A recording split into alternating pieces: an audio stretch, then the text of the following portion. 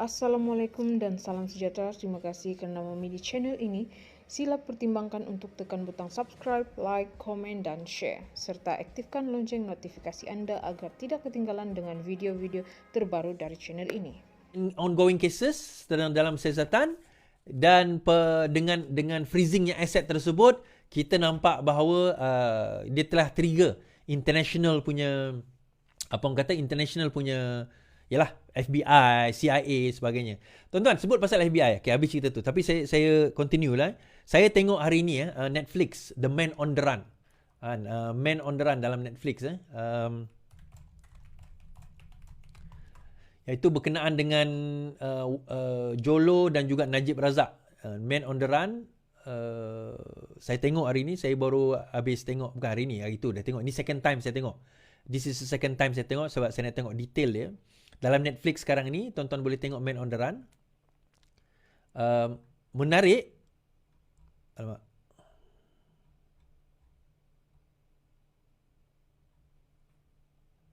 Kenapa dia tak keluar?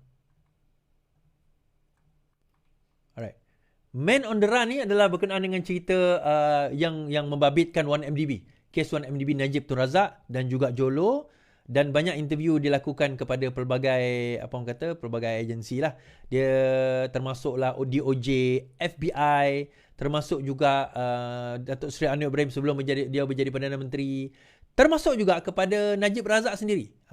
Termasuk juga Najib Razak sendiri dan DH dan sebagainya, Russell Brown. So ramai yang di-interview. Saya sarankan tuan-tuan pergi tonton Man on the Run ini dan lihat sendiri secara summary-nya apa yang berlaku. Banyak juga yang tak diceritakan di dalam cerita Man on the Run ini. Mungkin sebab dia sejam 40 minit, dia tak sempat nak cerita semua. But Man on the Run ni give you the gist. So apa yang berlaku, Peguam Najib semalam 2 hari lepas telah cuba mendapat petition, telah cuba buat injunction supaya dokumentari tersebut dihalang untuk disiarkan di Malaysia. Peguamnya telah try untuk mendapat injunction lah. So saya sarankan tuan-tuan pergi tengok sebelum dia kena ban. Mungkin kalau kena ban lah di dalam Netflix. Sebelum dia kena ban di dalam Netflix. Tapi nak cerita bahawa kalau kita nak bercerita tentang bagaimana wang dibawa keluar apa semua, tuan-tuan tengok cerita tu. Tuan-tuan tengok cerita itu. Okey, habis. Kalau jumlah cukup, Ketua Parti dah menghadap Agong, IGP. Ketua Polis Negara Rizauddin mempersoalkan mengapa dakwaan bahawa pembangkang mempunyai bilangan cukup membentuk kerajaan dibuat oleh mereka yang tidak mempunyai otoriti. Katanya, sekiranya dakwaan tersebut benar, sudah pasti ia datang daripada pemimpin berkenaan. Sekiranya betul nak berlaku, Ketua Parti atau seterusnya akan bawa menghadap Agong ataupun membawa pendedahan di dalam Parlimen. Mengatakan kita ada sekian nombor dan kita buat undi tak percaya dalam Parlimen, kata Rizauddin pada sidang media. Rizauddin turut menjelaskan polis telah membuat kertas siasatan berhubung usaha untuk menjatuhkan kerajaan.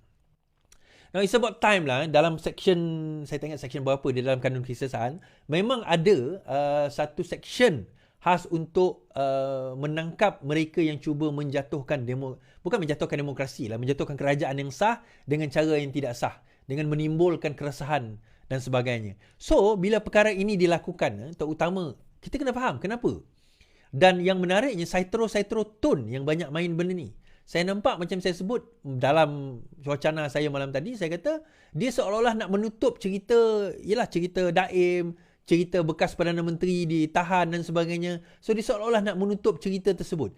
Jadi, bila kita semua dah mula bercerita, kita dah divert away daripada kisah yang sepatutnya, iaitu kisah berkenaan dengan rasuah, penyalahgunaan kuasa, penangkapan, siasatan daripada SPRM dan sebagainya.